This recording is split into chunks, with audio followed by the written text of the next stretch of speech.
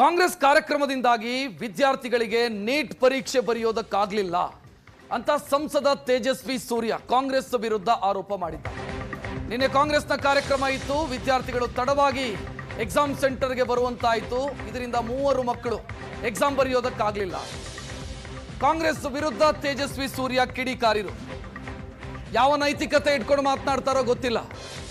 Neat ಪರೀಕ್ಷೆ ಎಡವಟ್ಟಿನಿಂದ 14 ಮಂದಿ ವಿದ್ಯಾರ್ಥಿಗಳು ಸೂಸೈಡ್ ಮಾಡ್ಕೊಂಡು ಸತ್ರು.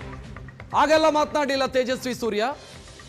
ಈಗ 3 ಎಕ್ಸಾಮಿಗೆ ತಡವಾಗಿ ಹೋದ್ರಂತೆ, ಅದಕ್ಕೆ ಕಾಂಗ್ರೆಸ್ ಕಾರಣ ಅಂತ ಆರೋಪ ಮಾಡಿದ್ದಾರೆ. ಯಾರಿಗೆ ಮಾಡೋಕ್ಕಾಗತ್ತೆ? ಇಲ್ಲ. ಈಗ ಯಾರೋ ಒಬ್ರು ಲೋಕಲ್ ಅಲ್ಲಿ ಪೊಲೀಸಿಗೆ ಮಾತಾಡ್ತಾರೆ, ಅವ್ರ ಪರ್ಮಿಷನ್ ಇಲ್ಲ, ಏನೂ ಇಲ್ಲ, ರಸ್ತೆ ಬ್ಲಾಕ್ ಮಾಡ್ಕೊಳ್ತಾರೆ ಅಂತಂದ್ರೆ ಎಷ್ಟೆಷ್ಟು ಜನ ಇದನ್ನ ಸಫರ್ ಮಾಡಬೇಕಾಗತ್ತೆ. ಈ VIP ಕಲ್ಚರು ಅಥವಾ ನಾವು ಸಾರ್ವಜನಿಕರಿಗಿಂತ ಮೇಲೆ ಅಂತಿರುವಂತ ಒಂದು ಪೊಲಿಟಿಕಲ್ ಕಲ್ಚರ್ ಅಕ್ರಾಸ್ ಪಾರ್ಟಿ, ಇದು BJP, ಕಾಂಗ್ರೆಸ್, JDS ಅಂತಲ್ಲ, ಈ ಮಾನಸಿಕತೆನೇ ಎಂಡ್ ಆಗ್ಬೇಕು. ಪೇಪರ್ ಲೀಕ್ ನ ವಿಚಾರದ ಬಗ್ಗೆ ಈಗಾಗಲೇ ಡಿಸ್ಕಷನ್ ಆಗಿದೆ, ಜವಾಬ್ದಾರಿ ಹೊತ್ತಾಗಿದೆ, ಮರುಪರೀಕ್ಷೆ ಕೂಡ ಯಶಸ್ವಿಯಾಗಿ ಮಾಡಿಸಾಗಿದೆ.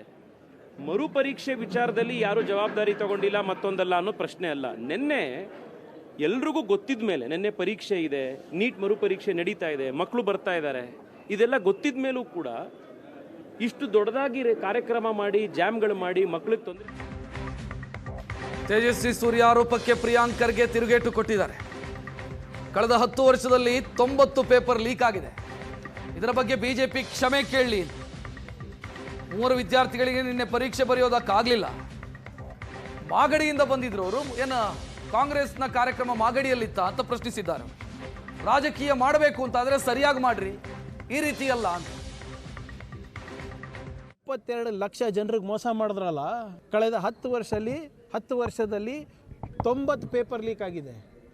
ಸುಮಾರು ಅಪ್ರಾಕ್ಸಿಮೇಟ್ಲಿ 90 ಪೇಪರ್ ಲೀಕ್ಸ್. ಅದ್ರ ಬಗ್ಗೆ ಕ್ಷಮೆ ಕೇಳಲಿ. ಆಮೇಲೆ 3 ಜನ ಎಕ್ಸಾಮ್ ಬರಲಿಕ್ಕೆ ಆಗಿಲ್ಲ, ನಿಜ. ಕಾರಣಗಳು ನಾನು ಬಹಿರಂಗವಾಗಿ ಹೇಳಿದ್ದೀನಿ. ಒಬ್ಬರು ಮಾಗಡಿಯಿಂದ ಬರ್ತಾಯಿದ್ರು, ಮಾಗಡಿನಲ್ಲಿತ್ತ ನಮ್ಮದು ಇದರಲ್ಲಿ ನಮ್ಮ ಕಾಂಗ್ರೆಸ್ ರ್ಯಾಲಿ. ಇನ್ನೊಬ್ಬರು ಹಳೆಯ ಹಾಲ್ ಟಿಕೆಟ್ ತಂದಿದ್ರು, ಇನ್ನೊಬ್ಬರು RT ನಗರಿಂದ ಬರ್ತಾಯಿದ್ರು ಅಂತ ಇದೆ. ಆಮೇಲೆ ನೀಟ್ದ ಭಾಳ ಸ್ಪೆಸಿಫಿಕ್ ಡೈರೆಕ್ಷನ್ಸ್ ಇದೆ ಅಲ್ಲ, 11 ಗಂಟೆ ಗೇಟ್ ತೆಗಿತಾರೆ, 1:30 ಒಳಗೆ ಇರಬೇಕು, 2.5 hours ಬಿಫೋರ್ ಇರಬೇಕು ಅಂತ ಹೇಳಿದ್ರು ಕೂಡ ಕೆಲವು ಬಯೋಮೆಟ್ರಿಕ್ಕು ಕೂಡ ಹಾಕ್ಕೋಬೇಕು ಅಂತ ಇದೆ. ಭಾಳ ಸ್ಪಷ್ಟವಾದಂಥ ಸ್ಟ್ಯಾಂಡರ್ಡ್.